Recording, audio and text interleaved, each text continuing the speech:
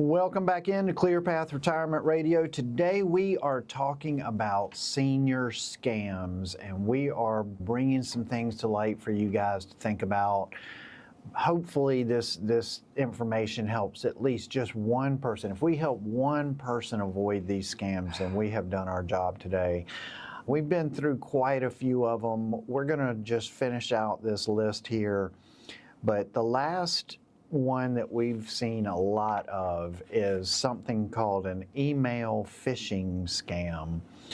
And basically what it is you get some kind of alert. Maybe it's from your custodian that has your money, like a Fidelity or a Schwab or one of those guys, and it's basically some sort of alert saying unusual login attempt. If this wasn't you, tap here to secure your account. This one is deadly. Yeah, this is, and you'll also see, it's also often like a receipt, and it'll be a PayPal email. I get this one all the time. It'll be a PayPal email. It'll say, you sent $400 to this person. It'll send you just a receipt. And then it says, if you have questions, call this number. Yep. It's not real. Right. Yeah, be super careful with that one. I get that one all the time. You just thank you for your $445 that you McAfee, paid for McAfee on your PayPal account. Yep. And you freak out and go, and then they want you to click a link. They want you to put in your login information to secure the account. Then they want the 6-digit code that your phone just buzzed with. And then, what's happened is you just handed over full control of that account to them. And once in, they can initiate external bank transfers or wire to an account that they control.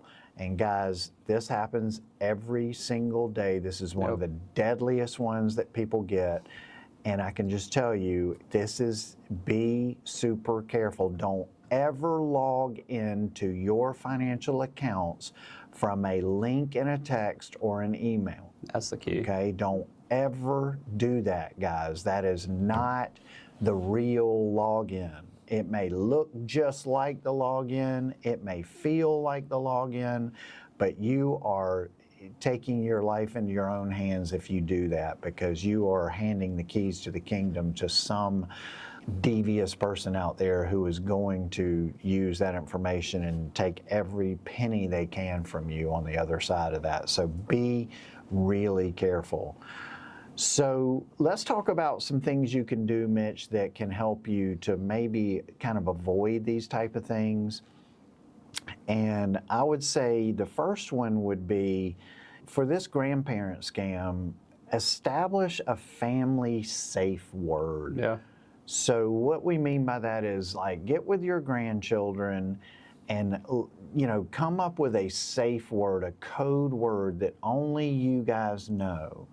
And that way, if you are ever approached by what it looks like your grandchild, sounds like your grandchild, you can just very easily ask, what is our safe word? What is the code word? And if that child cannot give you that word immediately, that is a scam. So establishing a family safe word that you can use in any type of emergency call. Make it something weird. Make it something obscure, right? I mean, super weird. Super weird. And that is a great thing to do. And then adopt what we call the verify, don't trust rule. So anyone calling you, your bank, your advisor, Social Security, a utility company, hang up immediately and call back on a number you already have on file, not the number they give you, not the number on your caller ID, the one you already know, right? The one habit that neutralizes caller ID spoofing and imposter advisor scams immediately. Go and get the real number and call them directly. If there's a problem, you'll know, and do not use the number on your caller ID or a number that's been provided to you. The next thing is, and I've done this, and I think everybody should do this, go and freeze your credit on all 3 credit bureau sites. So create yourself an account on TransUnion, on Equifax, and Experian, and which I have done, and they have a mechanism in there where you can go and freeze your credit. And what what happens is, if you ever need credit, you can unfreeze it. You can jump on your phone and you can go to the site and you can just log in and click a button and unfreeze it real quick while they run the credit report to get whatever credit you're applying for, and then you can refreeze it. But to me, I keep mine frozen 24/7, 7 days a week, all throughout the year, unless I need very specific credit for something. And at my age, I don't need a mortgage, I don't need a car loan, I don't need any of those things very often. So it's very easy for me to do. Yeah. So go in and freeze your credit, and you will thank yourself, because it definitely protects you from a lot of these type of scams. Turn on multi-factor authentication, but not via text. Multi-factor authentication, I can tell you, has saved a lot of people from losing a lot of money in this country. That is something that you can fairly easy do. If you log into your account and it asks you your legitimate account and it asks you to establish multi-factor authentication, don't just click through that and say no. Go ahead and do that. That extra step can be the difference between losing money and not losing money. Certainly. And so we do use that on everything that we have in the office. Every app I have that I can have it on, I have it on. Yep. It can be a little bit of a pain. Yeah, it adds an extra step. It adds an extra step, but it is so worth it when it comes to your money and time and sanity and everything else that these scammers can get to. Another thing is add a verbal password to your brokerage accounts. So most major custodians like Fidelity, Schwab, and Vanguard let you add a voice passphrase required before any transaction is processed over the phone. So you can call your custodian and set this up, but this is highly recommended, Mitch. Yeah, this is a good one. You don't have to do this every time you log in, but to verify a transaction, they're going to ask you again for this kind of niche phrase that you have to say, and it can really increase the safety of the account. It's not going to add a bunch of extra steps to log in, but it's little things like this. And you can do something similar with two-factor authentication. One of the oldest tricks in the book, one of the oldest scams is SIM swapping, is where they can get your text message, right? So these apps like Microsoft Authenticator and Google Authenticator, they're a pain, they add an extra step, but it's very easy for people to use those phishing emails that we talked about, get access to your text, to get access to your number, receive all your texts, and then get your two-factor there. So if you want to take it even a step further, maybe on the most important things, maybe just on your custodian account or your bank account, but on the most important things, take it a step further and use one of these authenticator apps. Yeah. Not a bad idea. Yeah. And then the never pay with rule is also an important one, and that is to say that no legitimate organization, not a government, not a utility, not a bank, or an advisor, is ever going to be asked to be paid in gift cards, a wire transfer under time pressure, cryptocurrency, or cash.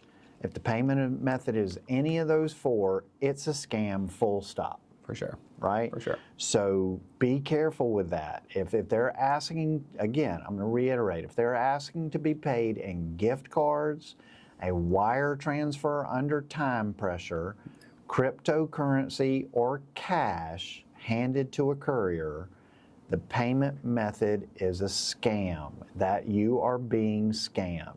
And so be very, very careful of those. And the final thing that we would say here is shrink your public audio and video footprint. This is a difficult one to do, especially once it's out there, it's kind of out there. Yeah. But what we mean by that is, consider setting your social media content to private if it's not already. Just share that with only people that you want to see that. Don't make that public knowledge. So, think twice before posting a video of grandkids giving a speech, singing, or narrating a video. A 10-second clip is all it takes to clone a voice. Yeah. So, those things are extremely important to understand. And I do, I will say that you know, these are all very, very important things to help you avoid being scammed. Right. And a lot of people out there have fallen victim to these types of scams. For them, it is too late. If it's done very quickly, sometimes you can call your bank or brokerage directly and request an urgent reversal and flag the account for monitoring. Sometimes you can do things like that, No. but you have to do it very quickly. If you have been scammed, you want to report that to the FBI or IC3.gov, which is the official federal clearinghouse for internet-enabled crime. So that is you know, something you want to do. You can report it to the FTC at reportfraud.ftc.gov, and that'll help, you know, to get it on the radar as a scam and maybe help other folks. You know, there's a lot of things that you can do to prevent, and once these things have happened, to help prevent it for others. But, you know, the main thing is, you know, listen, you know, life goes on. Don't feel so much shame. No. Make sure you report this stuff and help others to make sure this, you know, if it happened to you, help make sure it doesn't happen to other people, because they're going to feel the same way you do. They're going to feel full of shame, and that is just an awful place to be in. So we hope all this advice helps you guys today. Yeah. Thank you for tuning into the show. Watch out for those senior scams out there. And until the next time, until next week, I want everybody to have a happy retirement. We'll see you next week.